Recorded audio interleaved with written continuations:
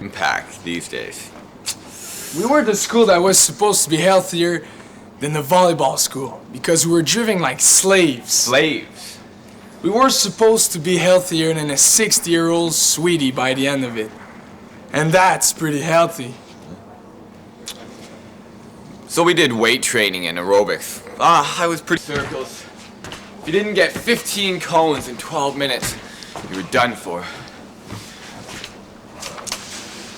The phys ed guy, I still remember his name.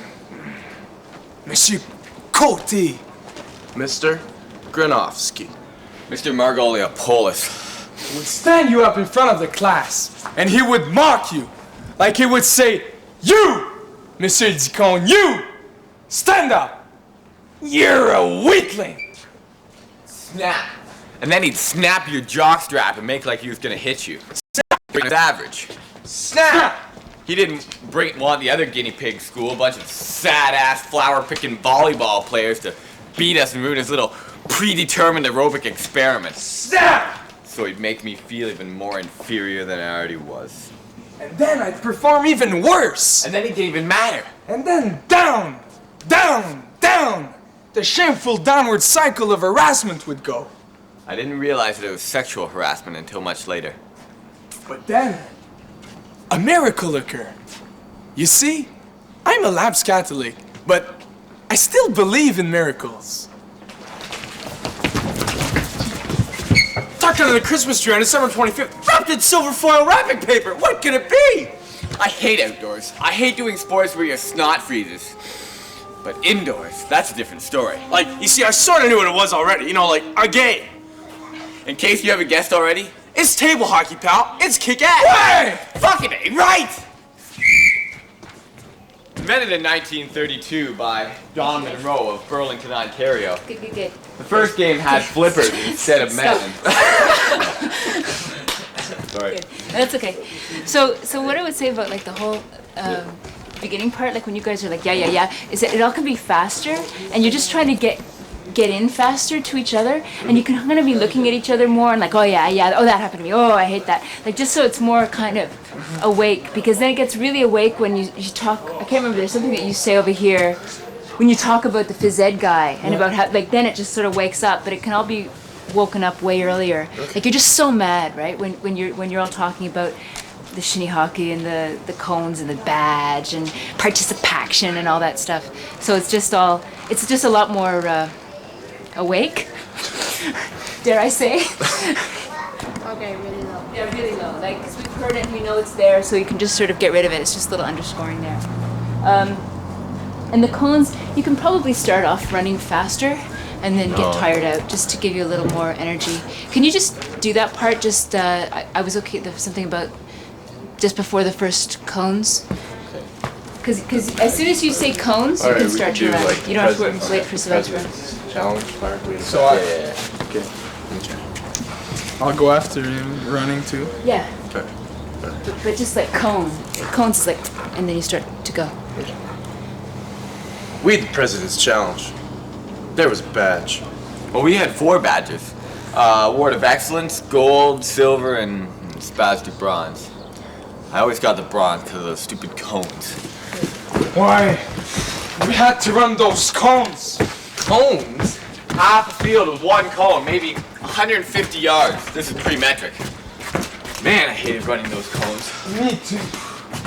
Round in circles. If you didn't get 15 cones in 12 minutes, you were done for. The phys ed guy. I still remember his name. Monsieur Cote. Mr.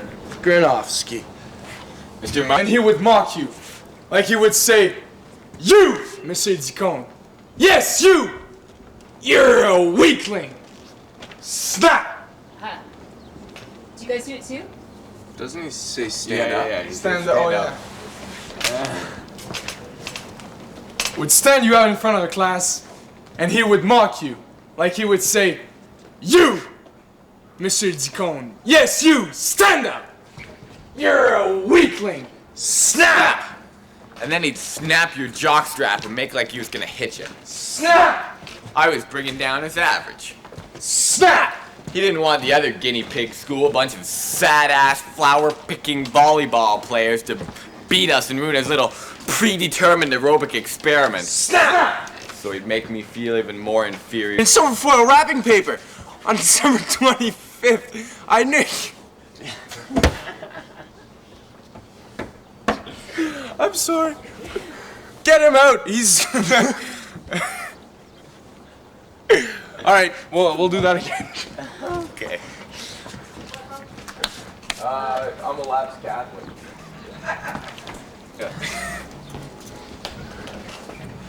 But then, a miracle occurred. You see, I'm a lapsed Catholic, but I still believe in miracles.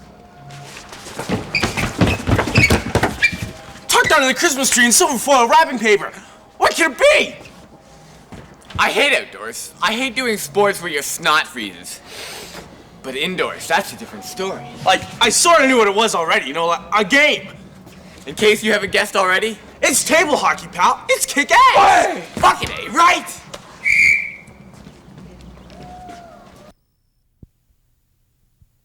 Back up. Are you shooting now? Yeah. If we just back up to Magpie Woodruff and just get back to this. No problem. We'll watch the show and we'll Go Magpie Woodruff. Shoot him above the waist. Yep. Okay? Do you prefer to be called Mr. Parker, Officer Parker, or simply Parker? My first name is Woodruff, but I dislike being called that intensely. Well, we've eliminated that then. Actually, I like to be called my badge number. Do you? 991, actually. You want me to call you 991? It's more personal than Woodruff, while still acknowledging that I'm here in a professional capacity. 991? The president has a very high-profile wife. Do we take that into account? No. We shouldn't feel badly about that. Feeling badly would be a reason not to do it. If you do it, it's besides the point. Well put, 991. Thank you. We are trained to think logically. May I ask why the president needs to get laid? It gives him the confidence to make the important decisions, ma'am. Are we actually having this conversation, 991? We are, yes, ma'am.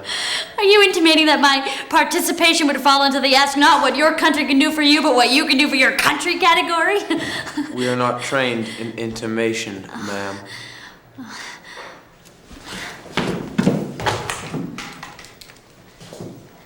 Hi, Margaret. It's Liz.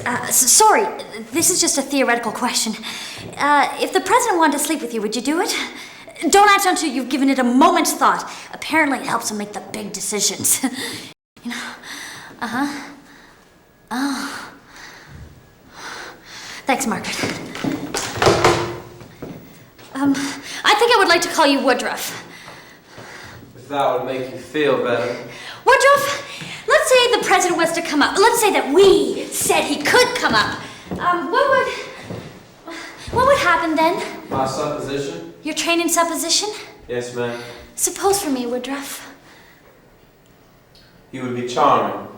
He would take your hand in both of his. His handshake is electable. He would nod to me and I would move outside. He would chat about his day. It would seem to be very flattering to be with the president, to be chatting about his day. He would make you laugh. Probably with the story about the Albanian ambassador. Then his eyes would brim, and he would tell you that he made decisions today that cost people in other nations their lives. Then he would look rueful. Then he would tell you how beautiful he thought you were at campaign headquarters this evening, and how beauty always makes him think he would go on. Then he would get up as if to leave. He would stop at the door and turn around, and then maintaining eye contact, he would drop his pants and ask you if you would suck his dick. What? Yuck! I think so too. I'm not gonna do that! I don't think you should. Thank you, Woodruff! What I think you should do is this. This is called a Y. You go into the washroom, you strap this on under your dress. Then you come back out and I hustle down and get the president. We bring him up, and when he comes up, you go along with it until he partway drops his pants. Then you scream, no, no. Then I hustle him downstairs, we drive off, then I come back a couple hours later and we check out the wire to make sure it recorded. Then, we threaten him a little bit. Write a book, and make millions and millions of dollars. I think I'd like to call you Woody. If I can call you Liz. Woody, if I did what you suggest, what would you call our behavior? Because it is something the country needs to know, well, I would call our behavior ethical.